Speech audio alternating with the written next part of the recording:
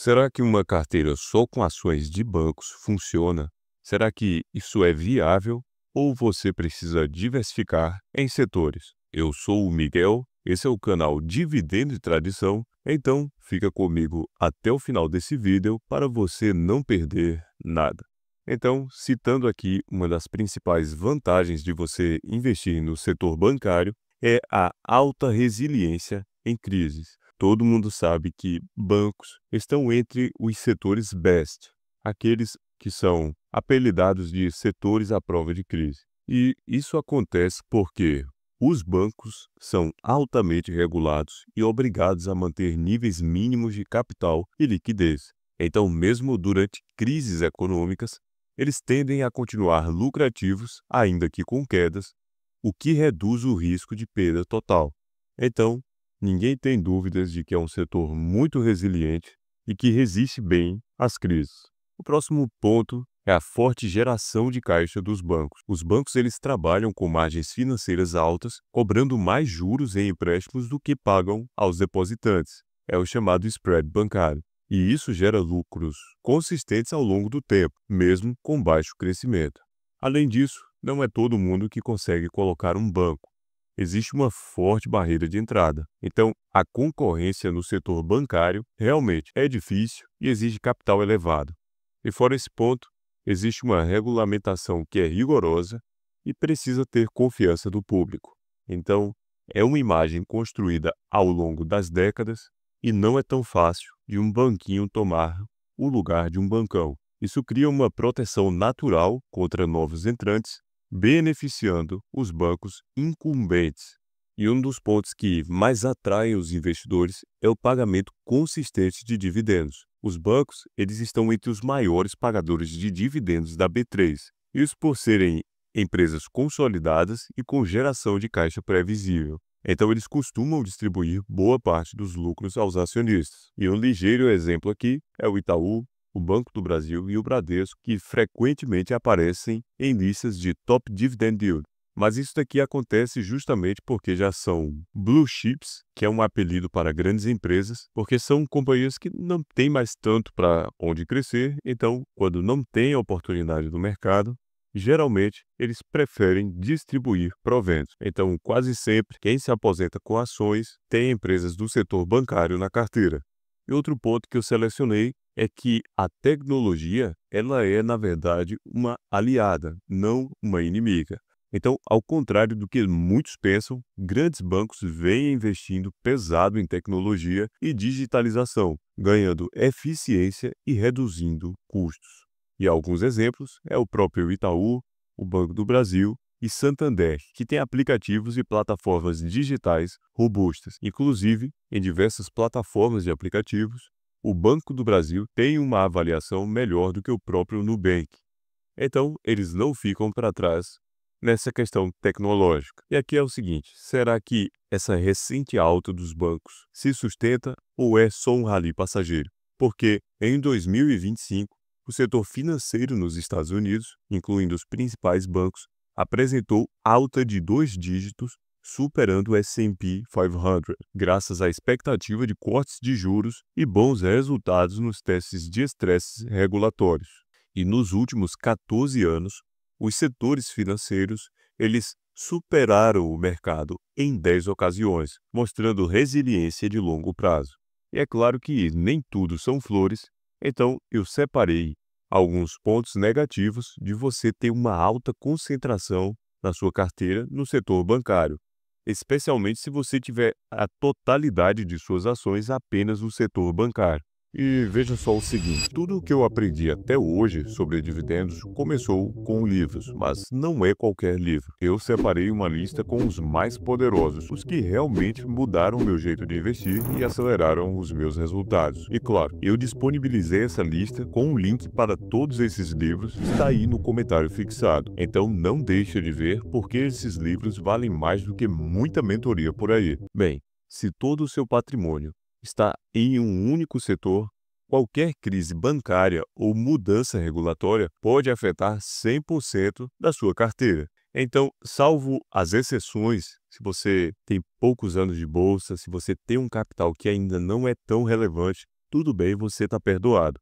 Até porque você está acumulando ações de poucas empresas, então naturalmente, se você só tiver uma empresa ou duas na carteira, é 100% compreensível, mas se você já tem um pouco mais de tempo de caminhada, já tem um patrimônio um pouco mais relevante, cuidado com a falta de diversificação. Por exemplo, decisões do Banco Central, aumento na inadimplência ou tributação, eu não diria nem sobre dividendos, mas tributação especial sobre o setor, impactariam diretamente o setor bancário.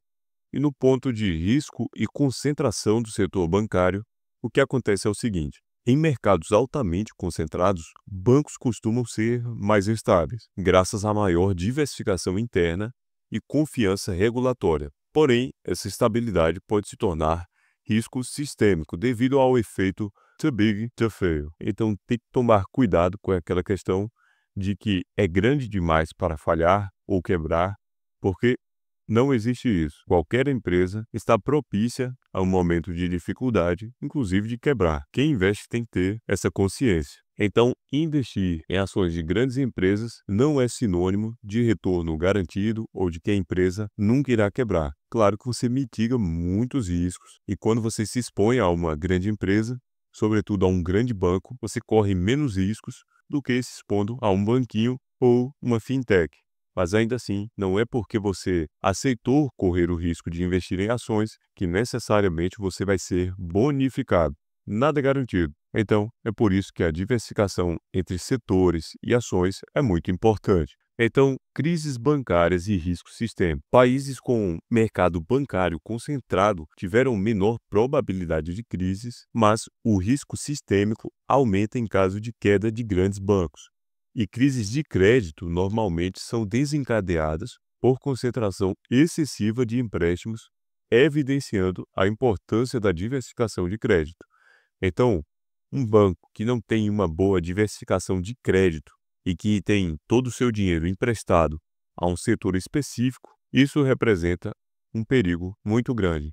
Algo parecido com o que aconteceu em 2008. E outro ponto também acerca dos bancos é que o crescimento ele é limitado, sobretudo os bancos que já são conhecidos como bancões. Bancos eles já são grandes e consolidados. O potencial de crescimento acelerado é menor do que em setores como tecnologia, energia renovável ou saúde.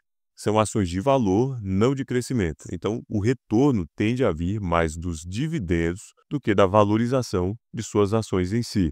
Então, imagine, o banco ele gera fluxo de caixa, entretanto, se ele enxerga que não tem nada interessante para adquirir ou não tem nenhum investimento para fazer, ele prefere distribuir esse capital para os acionistas. E aqui outro ponto é a alta correlação entre os bancos. Então, mesmo que você tenha diversos bancos diferentes, só o fato de você ter apenas o setor bancário na sua carteira, você já corre um risco, porque quando um banco cai, outros caem junto. Isso porque todos compartilham o mesmo tipo de risco, que é o de crédito, juros e economia. Então, isso acaba anulando a proteção que uma carteira diversificada deveria dar. Não é errado você ter Banco do Brasil, Bradesco e Itaú na carteira. Nada disso. Mas você ter apenas o setor bancário, talvez seja o caso para repensar. E aqui tem a questão da sensibilidade a juros e inadimplência. Os bancos eles se beneficiam de juros altos, mas só até certo ponto. Porque se os juros altos eles forem também acompanhados de alta inadimplência, o lucro pode ser, eu não diria destruído, mas diluído, como é o caso do Banco do Brasil no último trimestre e provavelmente no próximo. Então, em períodos de recessão ou inflação fora de controle, os bancos sim podem sofrer fortemente. E bem, investir unicamente em bancos pode parecer seguro, mas diversificar entre setores sempre vai ser mais eficiente. Então, a redução do risco total da carteira é um ponto positivo da diversificação, porque setores diferentes reagem de formas diferentes a eventos econômicos. Enquanto bancos sofrem com alta inadimplência, empresas de energia ou saúde podem manter os lucros estáveis durante certo período da sua carteira. O segundo ponto é que você vai conseguir aproveitar diferentes ciclos econômicos com a diversificação. A economia, ela naturalmente é cíclica. Em um momento, os bancos vão bem, Em outros, são as commodities, depois o varejo, depois a tecnologia. Isso é normal. E aqui não que eu recomende você ter varejo na sua carteira ou ações de tecnologia, até porque eu tenho bem internalizado dentro de mim que negócio bom é negócio chato, que não tem emoção, que pagam dividendos. Então, eu não recomendo a exposição a esses dois setores aqui em específico, mas que a economia é cíclica e que em alguns momentos o varejo se beneficia e a tecnologia, isso é um fato. Então, com a diversificação, você sempre tem alguma parte da sua carteira no setor que está se valorizando, seja seguros, saneamento, bancos, elétricas. O importante é, ao longo do tempo, você ir fazendo essa diversificação, sobretudo conforme o seu patrimônio cresce. E aqui o terceiro ponto é maior consistência nos retornos. Uma carteira bem diversificada, ela tende a gerar retornos mais estáveis ao longo dos anos, sem grandes oscilações. Isso daqui vai evitar o estresse de grandes perdas e ajuda a manter a disciplina no longo prazo. Então, proteja o seu capital, nunca perca dinheiro. E a diversificação vai proporcionar justamente isso, que você não perca dinheiro se expondo a apenas um único setor. A diversificação ela vai te permitir ganhar e ainda vai te livrar do ferro. Então aqui, respondendo a essa pergunta, uma carteira só com bancos pode sim funcionar, mas a longo prazo é preciso que, conforme o seu patrimônio cresça, conforme você vai ficando um investidor ou investidora mais experiente, que você diversifique o seu portfólio em setores e dentro desses setores que você tenha pelo menos umas 2 ações, que assim você consegue mitigar muitos riscos. Mas é claro que pode também funcionar muito bem. Às vezes o sujeito faz uma sardinhagem que dá muito certo. Então, no final das contas, a decisão de ter uma carteira exposta a apenas um setor é sempre sua. É você quem aperta o botão de compra ou de venda. E o sujeito pode fazer a maior sardinhagem do mundo e ainda dá certo. Mas, com base em estatísticas, eu lhe garanto que o melhor caminho para o longo prazo é a diversificação. Bem, eu espero que você tenha gostado desse vídeo e se você gostou, por gentileza, se inscreve aqui no canal Dividendo e Tradição e não esqueça de ativar o sininho para você não perder os próximos vídeos. E agora eu recomendo altamente que você clique nesse vídeo que está aparecendo na sua tela para você entender por que talvez você nunca deveria vender uma ação. É um vídeo interessante e eu tenho certeza que você vai gostar. Um abraço para você e fique com Deus!